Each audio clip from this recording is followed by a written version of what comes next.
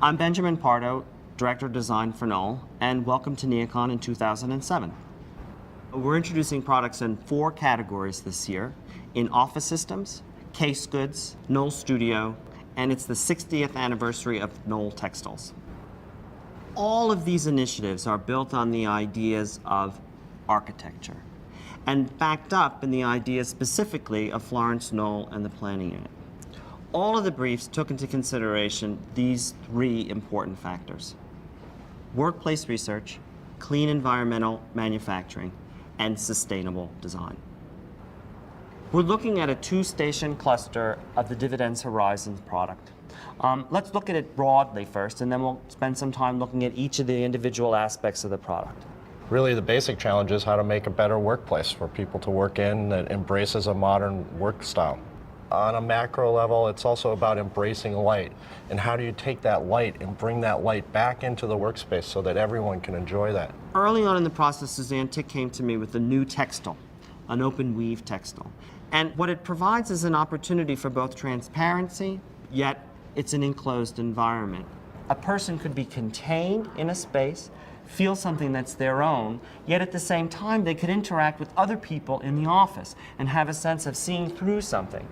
As we come into the individual workstation, what we're first looking at is a simple work surface. It has a really graceful edge, it's rounded, and it's supported by this great leg that almost appears to be defying gravity. It shifts up, it lifts the desk. It gives the user the idea of the fact that the desk is coming up.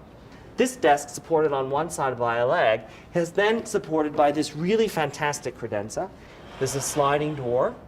The box sits up off the ground, again, to give you a little bit of lightness. And the other important thing about the box is that it can also be used as a freestanding unit, so it's finished on all 4 sides. You can even use this particular box, or credenza unit, as an element to divide spaces, which is a very important thing.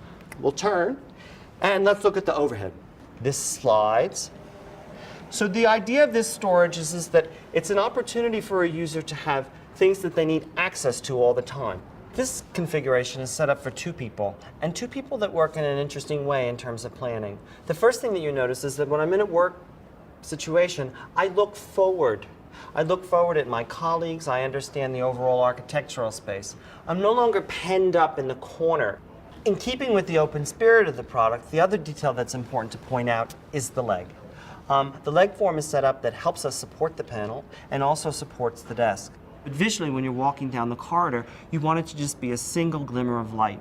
Just in the same way that we look through the screen, we want to be able to look through the leg as well. One of the most important points associated with the Graham collection is the huge attention to detail. The idea of solid wood edge, the idea of bronze pulls, and a leather pull made from this Spinnebeck belting leather. So the story is about wood, but the story is also about materiality and products that come from other Knoll affiliated companies. One of the things I think is really important is to understand Knoll's tradition and legacy in wood. I looked at the precedents set by people like Florence Knoll and even Gwathmey Siegel, who really created the first true case goods line that had an architectural presence. So part of the design challenge in case goods is to create a design that is distinctive enough as an object, but also adaptable enough as a system of modular components so that an interior designer can truly create what they need.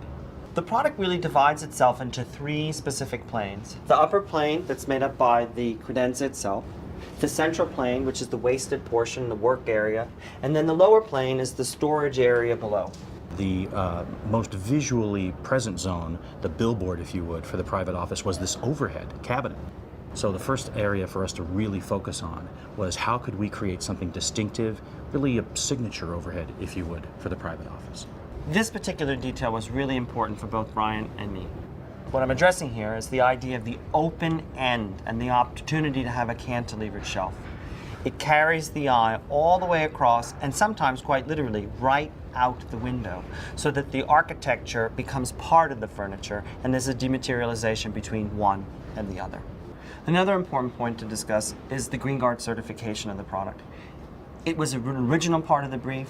It was original part of the study of all of the various elements as they came together. And not only was it important to this product, but it's also important to Knoll with regard to all of the products that we look at and work with on a daily basis.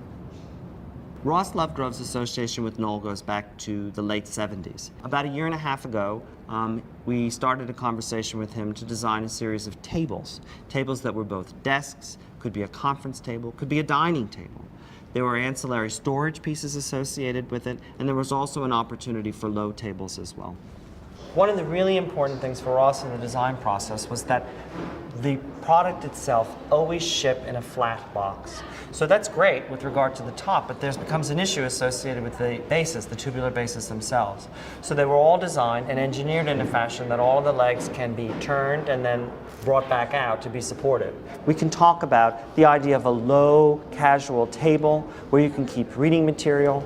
It's a laminate top. It has what I call a soaped edge. When you wash your hands a lot on a piece of soap, it takes on that really wonderful quality of thickness and color. And actually, this organic form is very much part of the vocabulary that Ross's pieces take on. The other object that works in a traditional residential setting is this fantastic credenza. I think that Ross has done a number of great things. The continuation of the soaped edge, the idea of the wonderful tube that's continued again to support the plinth for this great horizontal object. This table is all about the jewel-like pop.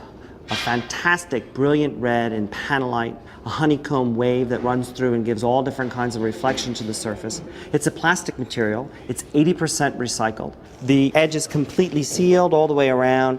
So you have this wonderful, dazzling honeycomb, illuminated and reflecting, and doing all the kinds of things that you really want red to do. The base is quiet. The base is white. It supports the jewel above, and the reflectivity of the color is just fantastic. This white takes on all the facets of the material above. Tutti frutti. It's all about the base this time, so he's reversed it.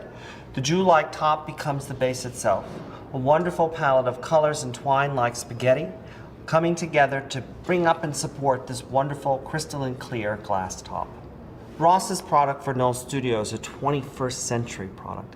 All of it's about pop. All of it's about color, and all of it's about an environment in where you celebrate an object, and an object becomes the counterpoint to the environment in which it's working. This year is the 60th anniversary of Knoll Textiles. Dorothy Casonas has gone back and reintroduced a series of upholstery fabrics, wall coverings, and drapery. Florence Knoll was truly frustrated about what was available back in the 40s for upholstery products. So she brought in incredible designers and guest collaborators to work with Knoll Textiles. And what I did was go through the collection and determine which products we wanted to launch for this year's anniversary. So we brought in 3 different upholstery products. The first being Eclat, which was designed by Annie Albers in 1974. And this was actually designed as a print product, so what we did was take her idea and translate it into a woven product. Cato has been in the line since 1961. It is the longest running product for Knoll Textiles. We, for years at Knoll Textiles, only had 3 colorways. And recently, with this launch, we added 5 new colors to really sort of give it a facelift and add new colors to the line that are current, yet really reflect back to what Florence was trying to do back in the 50s and 60s, which was really bring clean and clear color into the line. And then the third part of the collection for the upholstery part is a fabric called Fibra, and this was designed by Esther Hizrazi. This fabric is actually in the permanent collection at the Museum of Modern Art in New York. The archival collection also includes 2 historically inspired patterns in drapery and wall covering based on industrial designer Ross Littell's 1958 drapery Mira, and a reinterpretation of an elegant knitted casement fabric, Cyclone, first introduced in 1972. It's rooted in modernism, but also classic and timeless at the same time. And I find also that it's important to live up to the Florence Knoll name and not off of the Florence Knoll name, and I try to do that each time I design a product. Throughout our history, Knoll has been at the forefront of creative approaches and groundbreaking designs for the workplace. We help our customers create environments that are inspiring places to work, with products that incorporate the best of our workplace research and embrace our commitment to sustainable design and clean manufacturing technologies.